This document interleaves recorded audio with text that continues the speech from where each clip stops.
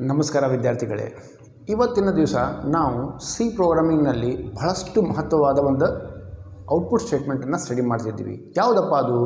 Print F statement ಅಂತ ಹೇಳ್ತೀವಿ. Print F ಅಂದರೆ ಏನು?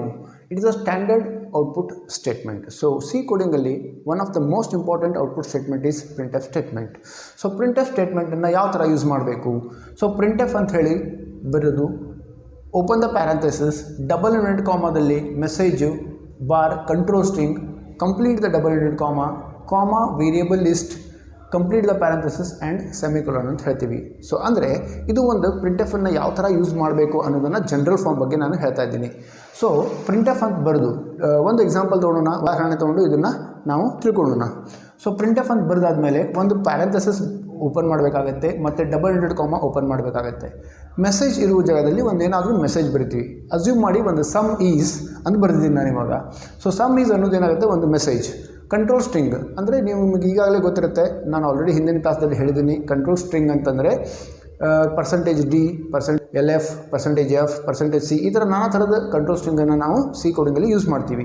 ಸೊ ಯಾವುದಾದ್ರೂ ಕಂಟ್ರೋಲ್ ಸ್ಟ್ರಿಂಗ್ ಇದ್ದರೆ ಇಲ್ಲೇ ಬರಿಬೇಕಾಗುತ್ತೆ. ನಾನಿವಾಗ ಇಂಟೀಜರ್ದು ಕಂಟ್ರೋಲ್ ಸ್ಟ್ರಿಂಗ್ %d ಅಂತ ಬರೆದಿದ್ದೀನಿ. ಆದಮೇಲೆ ಡಬಲ್ ಇಂಟೆಡ್ ಕಾಮನ ಕಂಪ್ಲೀಟ್ ಮಾಡಿ ಹಾಗೂ ಕಾಮ ಅಂತ ಬರೀರಿ. ವೇರಿಯಬಲ್ ಲಿಸ್ಟ್ ಪಾರ್ಟಲ್ಲಿ ಎಸ್ ಅಂತ ಬರೆದಿದ್ದೀನಿ. ಒಂದು ಎಕ್ಸಾಂಪಲ್, ಬ್ರ್ಯಾಕೆಟ್ ಕಂಪ್ಲೀಟ್ ಮಾಡಿ ಸೆಮಿಕೊಲನನ್ನು ಕಂಪ್ಲೀಟ್ ಮಾಡಿದ್ದೀನಿ. ಸೊ ಈಗ ನಿಮಗೆ ಏನು ಹೇಳ್ತೀನಿ ನಾನು, print f sum is %d S ಅಂತ ಬರೆದಾಗ ಏನು ಪ್ರಿಂಟ್ ಆಗುತ್ತೆ? ಅಸ್ಯೂಮ್ ಮಾಡಿ ಎಸ್ ಅನ್ನೋದು ಒಂದು ಇಂಟೀಜರ್ ಟೈಪ್ ಆಫ್ ವೇರಿಯಬಲ್, ಅದರಲ್ಲಿ ನಾವು 100 ಅಂತ ಸ್ಟೋರ್ ಮಾಡಿದ್ದೀವಿ.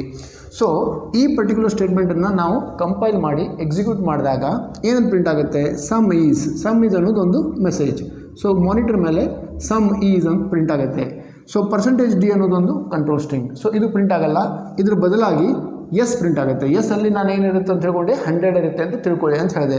ಸೊ %d ಜಾಗದಲ್ಲಿ ಏನು ಪ್ರಿಂಟ್ ಆಗುತ್ತೆ? 100 ಅಂತ ಪ್ರಿಂಟ್ ಆಗುತ್ತೆ. ಸೊ ಅಂದರೆ ಮಾನಿಟರ್ ಮೇಲೆ ಸಮ್ ಈಸ್ 100 ಅಂತ ಪ್ರಿಂಟ್ ಆಗುತ್ತೆ. ಅದೇ ಥರ ಇನ್ನೊಂದು ಉದಾಹರಣೆಯನ್ನು ತೊಗೊಂಡಿದ್ದೀನಿ, print f welcome to C. ಈಗ ನಿಮಗೆ ಇಲ್ಲಿ ಆಶ್ಚರ್ಯ ಆಗ್ಬೋದು, ಏನಪ್ಪ ಇಲ್ಲಿ ಕಂಟ್ರೋಲ್ ಸ್ಟ್ರಿಂಗ್ ಅಂದರೆ %d ಅಥವಾ %f ಯಾವುದೇ ಥರದ ಕಂಟ್ರೋಲ್ ಸ್ಟ್ರಿಂಗ್ ಇಲ್ಲ.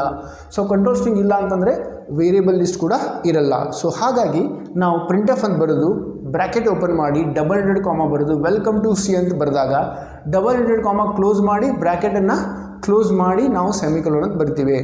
ಸೊ ಕಂಟ್ರೋಲ್ ಸ್ಟ್ರಿಂಗ್ ಬಂದರೆ ಮಾತ್ರ ವೇರಿಯಬಲ್ ಲಿಸ್ಟ್ ಬರುತ್ತೆ. ಸೊ ಈ ಎಕ್ಸಾಂಪಲಲ್ಲಿ ಅಥವಾ ಈ ಉದಾಹರಣೆಯಲ್ಲಿ %d ಇದೆ ಕಂಟ್ರೋಲ್ ಸ್ಟ್ರಿಂಗ್, ಅದಕ್ಕೆ ಒಂದು ವೇರಿಯಬಲ್ ಎಸ್ ಅಂತಿದೆ. ಸೊ ಇದರಲ್ಲಿ ಯಾವುದೇ ಥರದ ಕಂಟ್ರೋಲ್ ಸ್ಟ್ರಿಂಗ್ ಇಲ್ಲ.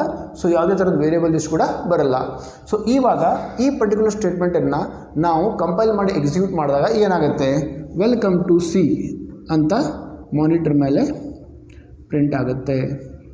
So this is the output of this particular statement ಅಂತ ಕೂಡ ಹೇಳ್ತೀವಿ.